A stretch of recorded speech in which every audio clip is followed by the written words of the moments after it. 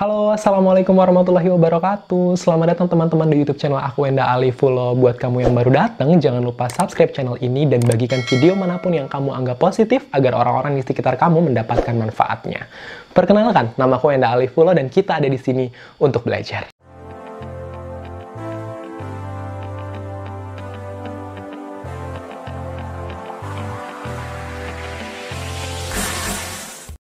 Assalamualaikum warahmatullahi wabarakatuh. Halo, selamat datang semuanya Bapak Ibu guru hebat. Hari ini saya ingin berbagi kepada Bapak Ibu sekalian tentang guru belajar seri pendidikan inklusif. Video ini merupakan bagian dari program pelatihan yakni di ujung akhir tentang pengimbasan.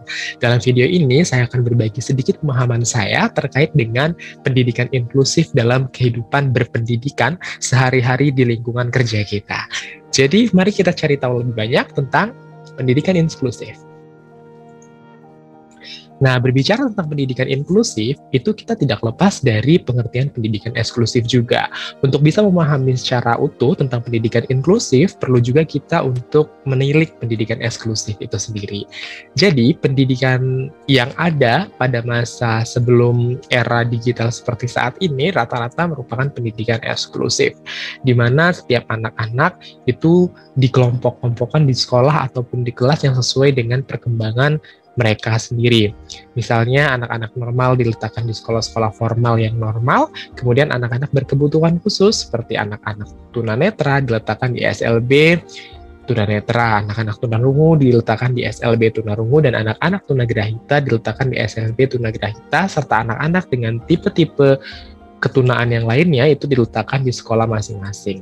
Nah, model pendidikan yang seperti itu disebutnya pendidikan eksklusif, karena anak-anak belajar secara eksklusif antar sesamanya saja, dengan tipe-tipe yang dianggap sama. Nah, proses seperti itu disebut dengan pendidikan eksklusif. Pendidikan inklusif artinya kita menilik dari pendidikan eksklusif itu sendiri. Pendidikan inklusif ini pada prinsipnya adalah kita mencampur baurkan seluruh elemen masyarakat. Jadi tujuan kita di sini adalah untuk mempersiapkan anak-anak, entah itu anak normal ataupun anak berkebutuhan khusus sekalipun, untuk bisa belajar melalui kelas yang heterogen, di mana dalam satu kelas atau dalam satu lingkungan, dalam satu sekolah, kita sebutnya seperti itu terdiri dari berbagai macam anak-anak dengan berbagai karakter dan bahkan bisa dengan berbagai ketunaan. Artinya, eksklusivitas yang ada di pengertian pendidikan eksklusif itu tidak ada lagi pendidikan inklusif. Seperti itu, teman-teman. Nah, oleh sebab itu, pada seri pendidikan inklusif ini, saya akan sedikit berbagi kepada kalian semua pengetahuan yang harus diketahui oleh guru khusus. Ya, ini kita-kita yang ada di sekolah formal, tetapi sekolah itu harus menerima anak-anak yang memiliki kebutuhan khusus. Kenapa itu bisa terjadi? Pertama, bisa jadi karena di sekolah kita atau di lingkungan sekitar peserta didik tidak ada sekolah SLB, ya, sekolah luar biasa itu tidak ada, sehingga mereka mau tidak mau menyekolahkan anak-anaknya di sekolah formal. Kita sebagai instansi pendidikan tidak boleh menolak itu, ya Bapak Ibu guru hebat. Kita harus terima, kita harus mengakomodasi pembelajaran anak-anak kita, seperti apapun mereka, dengan ketunaan apapun mereka, kita harus tangani mereka, kita harus fasilitasi mereka sesuai dengan undang-undang bahwa setiap anak, setiap warga negara berhak untuk belajar. Sehingga kita juga sebagai pendidik, kita sebagai fasilitator di sekolah, sebagai tenaga pengajar di sekolah harus memiliki kemampuan-kemampuan dasar dalam menangani kelas inklusif atau anak-anak yang berkebutuhan khusus di dalam kelas normal yang biasa kita lakukan. Nah, berbicara tentang kurikulum di kelas pendidikan inklusif sama eksklusif, itu kita harus perhatikan dengan kematangan peserta didik kita. Bayangkan, dalam sebuah kelas dengan kurang lebih 32 orang peserta didik yang beragam, dari mulai beragam karakter, beragam budaya, sampai beragam ketunaan. Barangkali ada mereka yang sedikit bermasalah penglihatannya, atau bermasalah pendengarannya, atau mungkin Bapak Ibu pernah berpengalaman memiliki peserta didik yang ada sedikit keterbelakangan dalam belajarnya. Nah, hal-hal seperti itu harus disikapi dengan baik melalui pengetahuan yang cukup dari guru. Karena apabila Bapak Ibu tidak paham tentang pengetahuan tersebut, Bapak Ibu akan memaksakan anak-anak yang berkebutuhan khusus tadi berkembang sesuai dengan anak-anak normal rata-rata pada kelas normal yang kita ampu. Nah, itu salah Bapak Ibu. Jadi, kita harus mengembangkan peserta didik sesuai dengan potensi mereka. Apabila ada yang keterbelakangan, kita lihat keterbelakangannya sampai mana dan kita fasilitasi belajarnya sampai semampu mana. Sebaliknya, berkebutuhan khusus dalam hal ini juga ada anak-anak yang sangat menonjol, gifted, anak-anak yang super cerdas. Kita sebagai guru tidak boleh egois dengan hanya memberikan kemampuan belajar standar di usia anak-anaknya. Anak-anak seperti itu juga harus kita fasilitasi dengan memberikan mereka pembelajaran yang lebih dari anak-anak pada usianya. Nah, dengan memahami prinsip dasar tersebut, kita sebagai guru menjadi adil dalam memandang setiap peserta didik kita. Karena kita sering mendengarkan bahwa tidak adil rasanya kalau kita menilai burung dari caranya berenang dan menilai ikan dari caranya terbang. Seperti itu. Berikutnya Bapak Ibu, berbicara tentang pendidikan inklusif yang sekarang sudah marak sekali dan beberapa tahun belakangan ini sedang digaung-gaungkan oleh Kementerian Pendidikan bahwa setiap instansi pendidikan harus menjadi instansi yang inklusif, instansi yang siap menerima peserta didik dalam bentuk apapun dengan kekurangan apapun. Tidak boleh ada lagi instansi yang eksklusif. Maka penting sekali Bapak Ibu untuk kita ketahui bahwa ketika pemerintah sudah memutuskan bahwa instansi itu harus berbenah dan menuju sebagai instansi inklusif, maka akan ada istilah-istilah sekolah inklusif, yakni sekolah-sekolah yang menyelenggarakan pendidikan inklusif. Kemudian di dalam sekolah inklusif itu pasti ada kelas inklusif, di mana kelas ini adalah kelas yang di dalamnya beragam, ya. Ada anak dengan berbagai yang tidak seragam perkembangannya. Kemudian di dalam kelas inklusif itu pasti ada guru khusus. Nah, kita ini akan menuju sebagai guru khusus, guru yang sudah siap menangani peserta didik dengan pendidikan dengan kelainan atau kebutuhan khusus tersebut. Ya, kita tidak boleh sebut kelainan sebenarnya ya. Nah, Bapak Ibu guru yang hebat, jadi kita kan background kita di sekolah normal itu tidak ada sama sekali pendidikan khususnya. Nah, di seri belajar ini kita diajari untuk menjadi guru yang siap untuk menerima konsekuensi ketika sekolah kita menjadi sekolah inklusif dan kelas kita menjadi kelas inklusif. Karena dalam kondisi apapun mau tidak mau kita tidak pernah bisa memilih siapa yang akan menjadi peserta didik kita tahun ini, tahun depan, 2 tahun lagi, 4 tahun lagi, 5 tahun lagi. Sehingga sebagai guru kita harus terus belajar, dan belajar. Nah, sebagai guru khusus ini, Bapak Ibu, di dalam pelatihan ini kita diajarkan untuk belajar mengidentifikasi.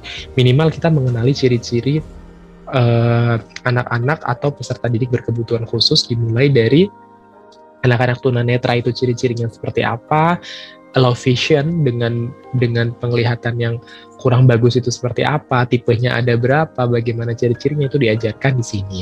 Kemudian dimulai dari ketunaan tipe B tunarungu juga seperti apa, tipe-tipe tunarungu itu seperti apa, itu juga diajarkan di seri pendidikan inklusif ini. Kemudian yang ketiga tentang tunagrahita, lalu tunadaksa, tunalaras, kemudian tentang autisme, kemudian anak aktif, anak slow learner, lambat belajar, kemudian anak gifted, anak yang sangat cerdas, itu juga diajari.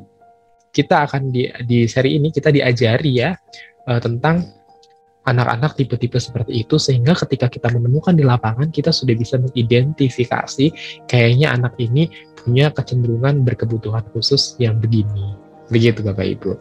Nah, kalau misalnya itu sudah terjadi di kelas kita, maka berikutnya pasti itu tidak boleh kita biarkan Bapak Ibu. Karena tadi di awal saya sudah katakan bahwa kita sepakat untuk memperlakukan peserta didik kita dengan adil, ya. Jadi kita harus melakukan mereka sesuai dengan taraf kemampuan mereka. Nah, untuk melakukan itu, kita tidak bisa bekerja sendiri. Tentu banyak kalangan yang terkait di sini, dimulai dari rekan kerja kita, rekan-rekan sejawat kita, guru-guru lain juga harus turut dalam menyukseskan pembelajaran inklusif ini. Kemudian kepala sekolah, orang tua itu juga perlu dilibatkan agar kita mampu mendampingi mereka dan kita tahu informasi tentang peserta didik kita dari lingkungannya oleh orang tuanya tersebut. Seperti itu ya Bapak Ibu.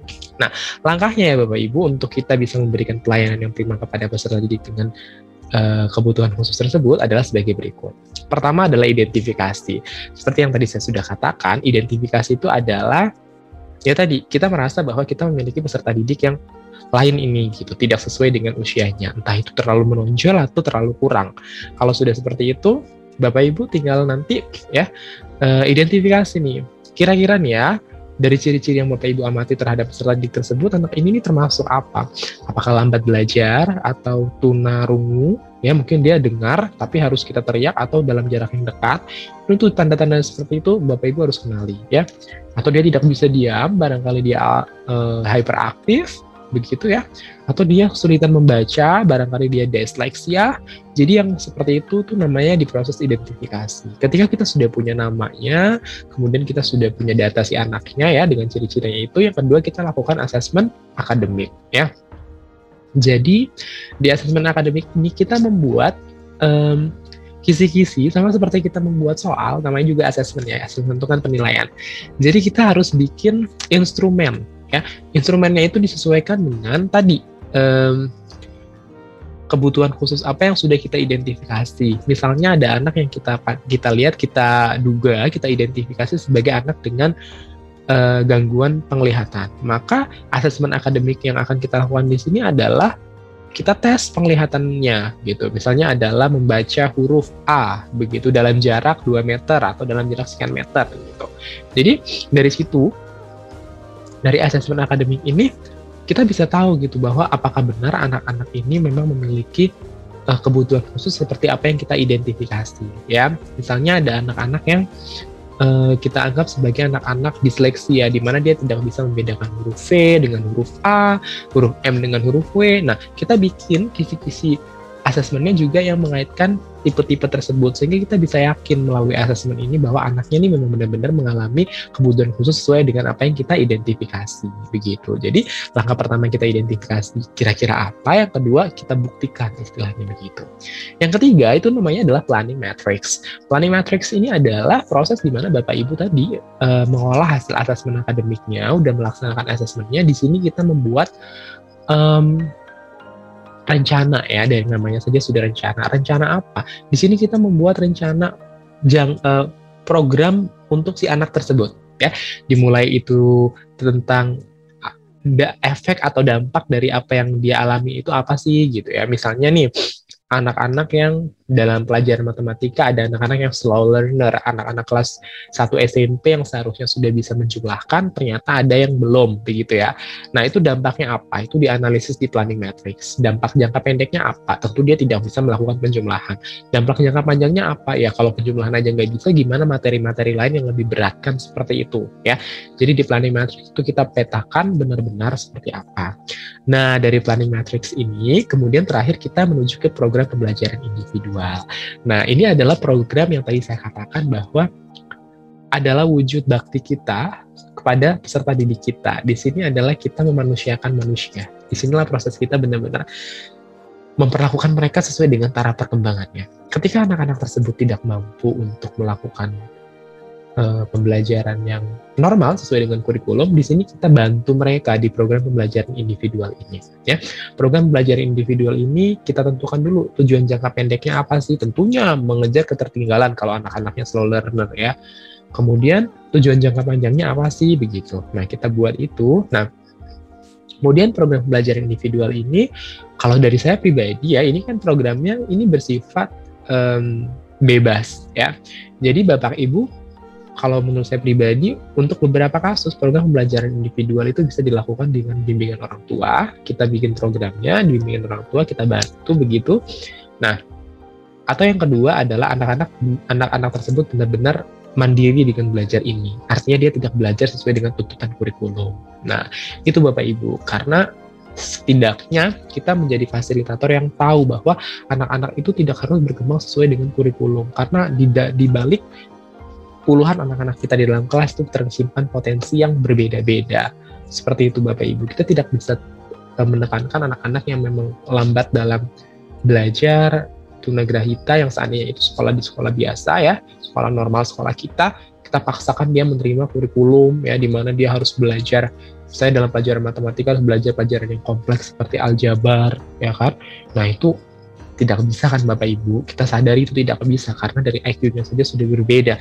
Maka program pembelajaran individual ini menjadi jalan tengah kita, di mana di sini kita tuh melihat si anak tadi tuh proses perkembangannya sampai mana sih gitu, dan bisa di up-nya sampai mana. Dan program pembelajaran individual inilah yang kita lakukan dan kita bimbingkan kepada mereka. Jadi Toh ya Bapak Ibu, ini yang selalu saya pegang bahwa anak-anak seperti tersebut yang memiliki kebutuhan khusus kan, yang paling penting tujuan dari sekolah, tujuan dari pendidikan bagi mereka adalah mereka bisa berinteraksi di dalam masyarakat. Ya, mereka tidak harus menjadi akuntan yang jago matematika kok. Mereka bisa hidup mandiri dengan apa yang ada dalam diri mereka, itu sudah cukup. Sehingga program belajar individual itu lebih mengedepankan apa yang bisa kita kembangkan dari peserta didik kita. Seperti itu. Nah, Bapak Ibu, saya mengajak Bapak Ibu semua untuk terus belajar dan improve diri terkait dengan pendidikan inklusif ini.